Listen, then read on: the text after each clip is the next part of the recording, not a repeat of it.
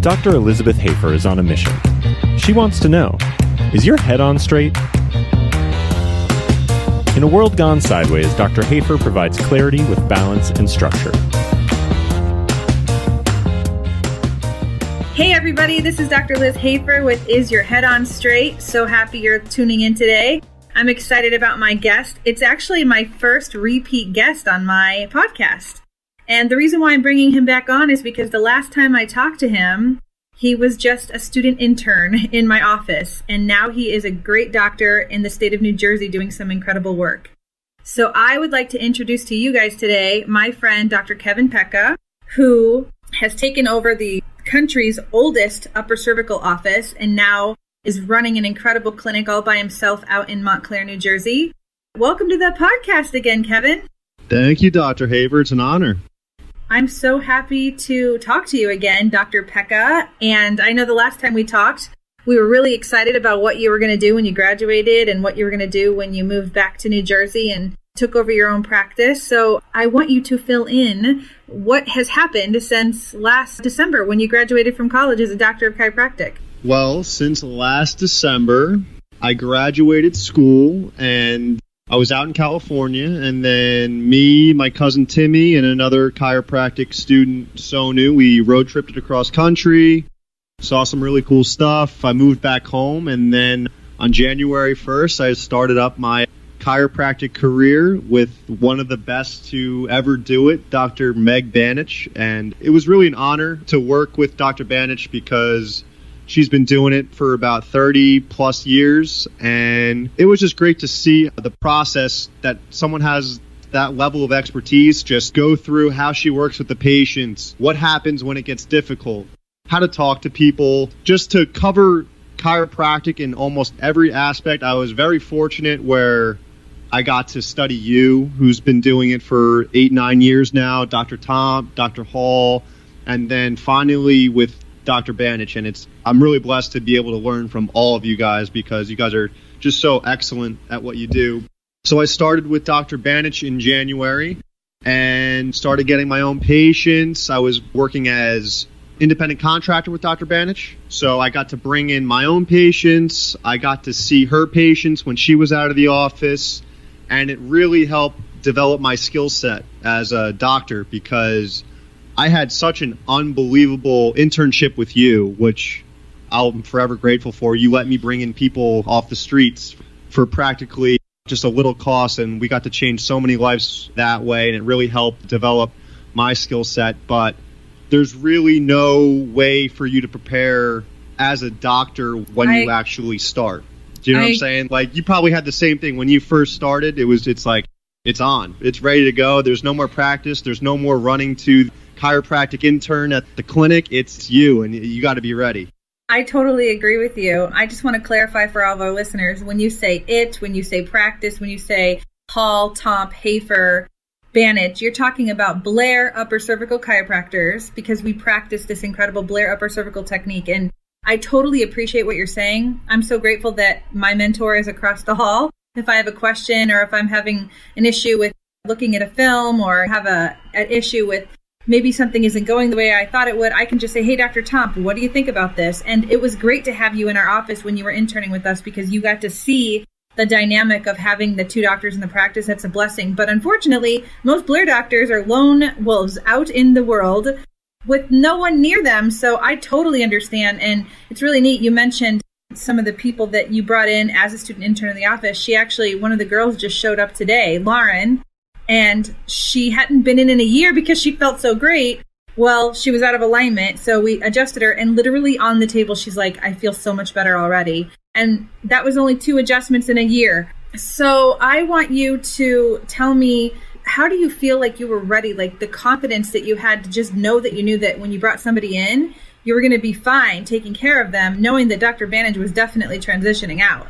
Oh, absolutely. And I think I was overconfident when I actually started, and because I saw so many miracles happen in your office, and I was like, I was on fire. I'm going to help everybody. And then you get into practice and you get a couple miracle cases right away. And then you start getting the people that you don't know quite how to handle. You got to see them a little more. You have to adjust your skill set to match them. And that was an awesome challenge that I had to go through. I think one of my first patients, her symptoms were literally the entire left side of her body was numb. Like, couldn't feel the left side of her body. And it's like, what do you, you don't see, like, what do you do in that instant? And I'm grateful that I have the Blair analysis where we're not chasing symptoms, where we're going after the root cause of the problem. And if you clear the interference around the brainstem, everything has a shot to get better. And so that was definitely a challenge and a difficult one. But like I said, the Blair analysis is so thorough and in-depth, and so, I mean, it saved my life, it saved your life. It's amazing the miracles you get to see happen with the Blair technique. Right. So with that patient that you were just describing, were you able to give her an education that she understood, that she believed that making that specific correction at the top of her neck was going to make a difference? And so far, how has she progressed with care? She was a tough challenge, and she was almost like a doctor chaser. She was running from doctor to doctor to doctor. What should I do this? And she was actually a challenge for Dr. Banich and I. But one of my first patient, like in the office, was a woman that was in such excruciating low back pain she could barely walk into the office, and she was going to get surgery in 3 or 4 weeks. And she was in so much pain she could barely sit in the x-ray chair, and it was tough to watch because she was just in so much pain. And it wasn't like a couple of the Blair cases you see where they pop up off the table and they say, I'm healed. It was more of a process. And after about 2 months of her, before coming here crying every single day, being able to barely walk, completely lost her ability to live life. And I just heard from her husband a month or two ago, and he just called and thanked me, said, I got my wife back. She's a completely different person. She doesn't need surgery. She's living again. She's exercising, and we can't thank you enough. And that really is the ultimate reward and why we get into this and do what we do. Absolutely. You know what? It's really great that you're talking about your first year in practice and that it's not all these miracle cases, because of course, we're going to brag about the people who got healed instantly and who had one adjustment and all their pain went away. But the truth is, it is a process, like you were saying. And slow and steady wins the race. That's what I educate my patients on every day. And I tell them, in chiropractic, we kind of go off of these 33 principles. And the principle number 6 is all processes take time. So it takes time to become dysfunctional. It takes time to heal. So with that said, the lady who came in with excruciating pain and she could barely sit, 2 months. 2 months is a very little amount of time compared to the long suffering she dealt with. Yeah. So definitely. I'm happy that you are kind of in a realistic sense, hope in giving life back and not like telling people, oh, one adjustment and it's done and you'll be healed. It's definitely a process. Right. Absolutely. I mean, it took probably about a year and a half for me to be completely healed with a lot of ups and downs. And if it wasn't for a person like Drew Hall, who knows exactly like what it's like, and to just be like, hang in there, it's going to get better, I promise, because you lived it. So I had a woman in early February last year with Meniere's, and Meniere's can be a tricky thing because they have the ear ringing, the ear fullness, the dizziness. And around the 1 month mark, she was holding her adjustment, but she was like, I don't feel any different. And I said, it's okay. It's going to take some time. And usually around the 3 or 4 month mark with Meniere's, we start seeing great changes. And this woman hung in there, held her adjustment for around the 3 or 4 month mark. And the blurry vision, the dizziness, the ear ringing, it all disappeared. And I barely see her anymore. And she was coming in like twice a week just to see if she was holding. And she got her life back. And a lot of other people, what's great about Blair is you know when to leave it alone. Yep. And you know when to hold. So like I feel like a lot of maybe some other doctors would have tried to interfere with that healing process and maybe made an adjustment where you know exactly when to leave something alone and let the body heal because of all the analytical tools we have. And if you leave it alone and it holds, you will definitely get your life back. And sometimes it doesn't happen overnight. It goes up and down and up and down. I totally understand. I do think it's important to mention the scanning tool and the leg checks and the palpation and all of the different factors, the posture analysis that we use to determine if somebody is objectively neurologically clear, because a symptom doesn't always tell the whole story. So when I teach my healthcare class, I talk about the fact that you're 80% dysfunctional neurologically before you ever even feel a thing. So I'm really grateful that you know when not to adjust, because that woman and her Meniere's issues are forever grateful that she no longer has that, because you knew when to let her body do the healing that it needed to do.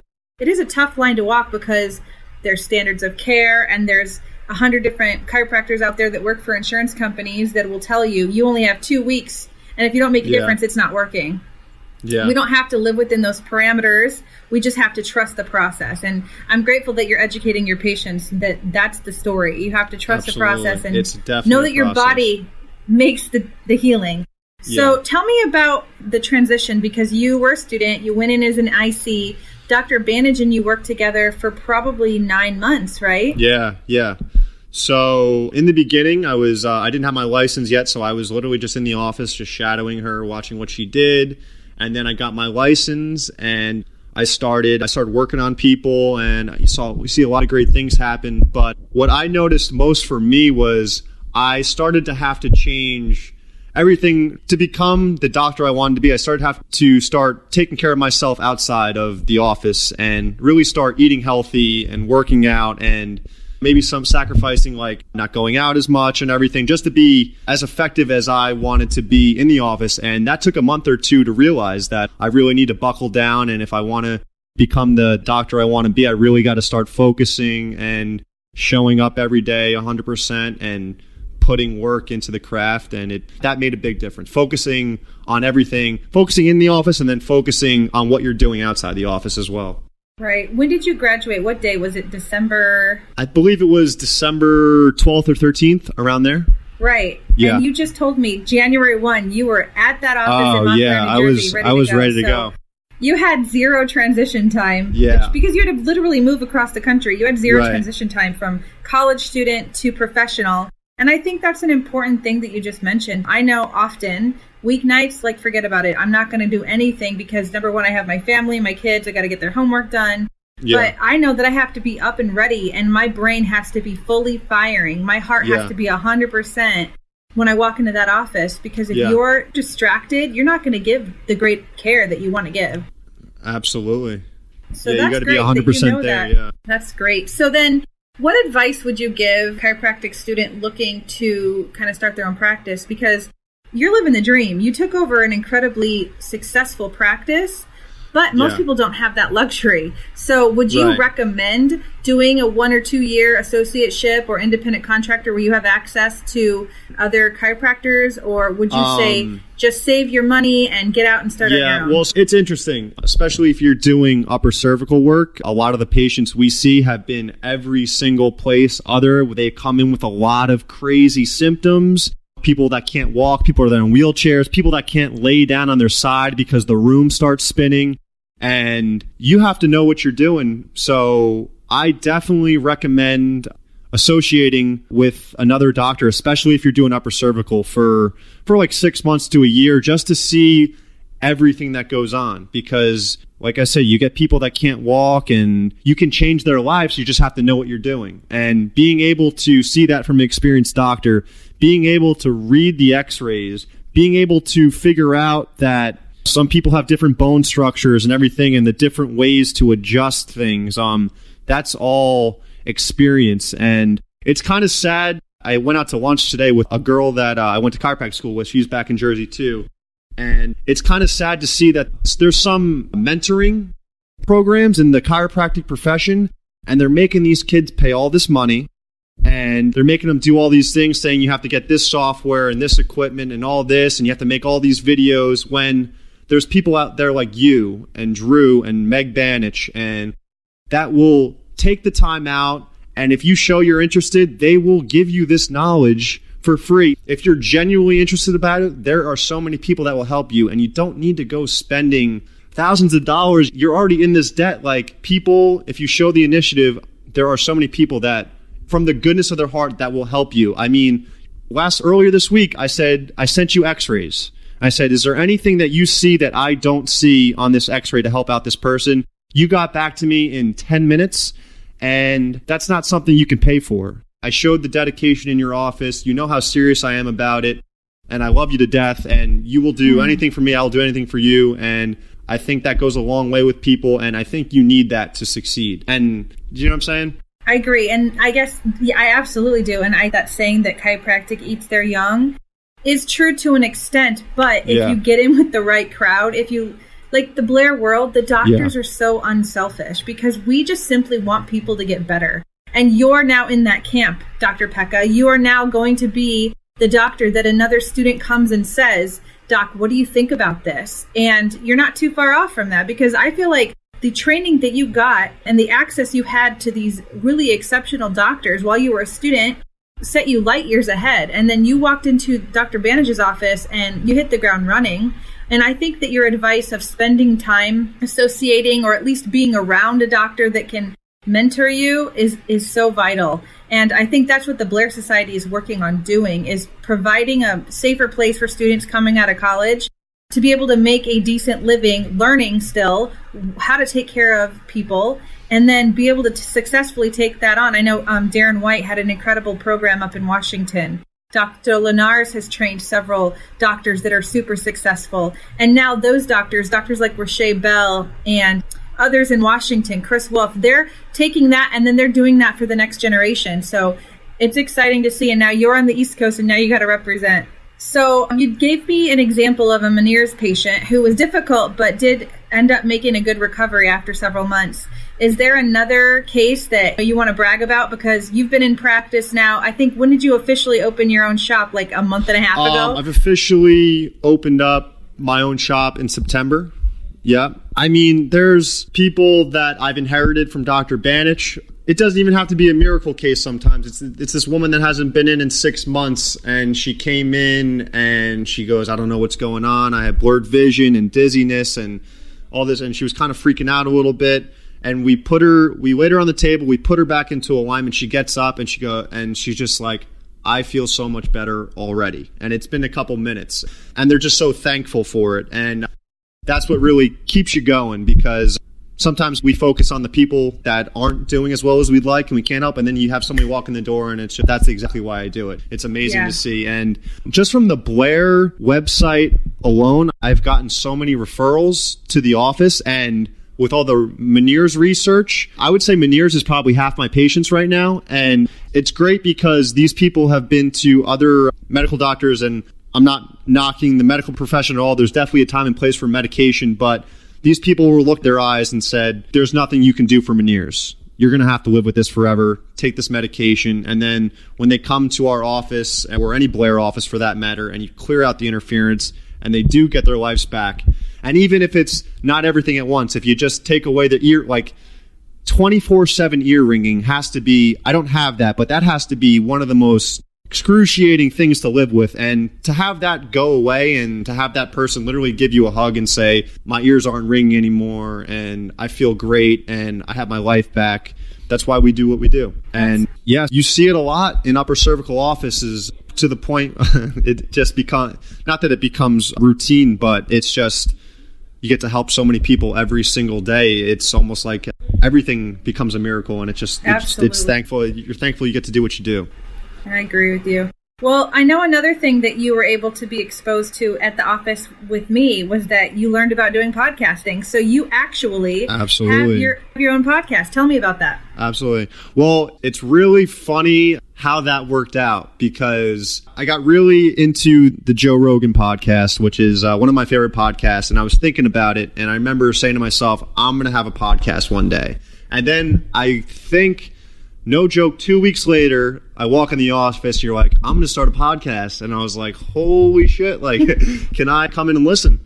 And you're like, obviously, you invited me. I met Tom. And one of the biggest things that Tom did for me was, in my mind, I was like, I'm not going to start a podcast. I'm not an established doctor yet, and I'm going to wait. And Tom was literally like, what are you waiting for? Do it now. It would be cool for your patients to see you growing as a person and a doctor. And that conversation right there was one of the best advice I ever got. I just started it because Tom said, why are you waiting? Just do it. And it helped kick off my practice. It was very beneficial not to wait, because I've recorded episodes with so many great people. The podcast is called Expect Miracles, and it's on iTunes. It's just not just a chiropractic podcast. It's anybody that has a really great story. So we have doctors, healers, musicians, people with just incredible life stories that have just been through hell and they came out the other side just feeling great again, and they have something positive to share with the world. And it's something I always wanted to do, but it really wouldn't have been possible without you and Tom, and I'm just very grateful for that. Yeah, they're incredible. Brandcasting You is such an incredible company to work with. They make it so easy for me, for you, for the several other people that I know that are doing podcasting. I had the opportunity to teach about podcasting at the Blair Upper Cervical Chiropractic Conference, and I know a lot of people were interested in it because literally they just do it for you. So shout out to Brandcasting You and Tom and Tracy Hazard. They're absolutely amazing. And your podcast is awesome. You actually were able to produce your podcast before I even ever got around to producing mine. And I was so proud because I was like, this guy was in on the initial meetings and he took it and ran with it. I think you had a little bit more free time, which was great. Oh, absolutely, yeah. I was off, Yeah, it was awesome because I have been listening to your podcast for months now, and every time I listen to an episode, not only am I super proud of you because I feel like you were like my first intern, but just the content that you're bringing, the awareness that you're bringing, the stories that you're telling, the world needs that kind of stuff. Yeah, thank you. And you've opened my eyes, you've opened my heart, you've opened my mind to topics that I wouldn't have ever even imagined considering, and it's just awesome. So thank you. I am encouraging everybody to become a subscriber to the Expect Miracles podcast with Dr. Kevin Pecca. Thank you. And if you're lucky, you'll find the episode that he interviewed me. That was one of his first interviews. And, I believe it's in the first 5 episodes. That's a very good one. Dr. Hafer's story is truly amazing. Truly amazing. I'm going to actually, you guys, all my guests listening, you'll hear my testimony on my podcast soon. I'm going to record that so that everybody can understand the passion about where I come from and why I do what I do. Absolutely. So I'm excited for you, Dr. Pecca. You are doing so great. And thank you. Tell me the name of your practice and where it's located. So the practice is called Montclair Upper Cervical Chiropractic. It was in Montclair, New Jersey, and we just moved it a mile and a half down the road to West Orange, New Jersey. The practice has stayed the same name. The website is drkevinpecca.com. And we're just really excited to get going. It's one of the best things I've ever done. I love doing it. And it's very exciting to be able to take a practice that's been there for 3 generations and them trusting me with it. And I'm just very excited and think the future is very bright. I'm excited to keep going. I could not agree more. I'm so thankful that you took your time with me this afternoon. I know you are busy building a practice, so the fact that you took a half hour out of your day to be with me today is awesome. I look forward to hearing more about the great things that you're doing, and I'm looking forward to coming out to New York and New Jersey really soon to visit you, and let's have a grand opening we got to party. Get that going. I talked to my mom today. We're thinking December, a couple weeks before Christmas now. Keeps getting pushed back. Oh, is that right? I don't know if I want to come to New York in December, but that's the best time to come. The Times Square Christmas trees up. You'll have a great time.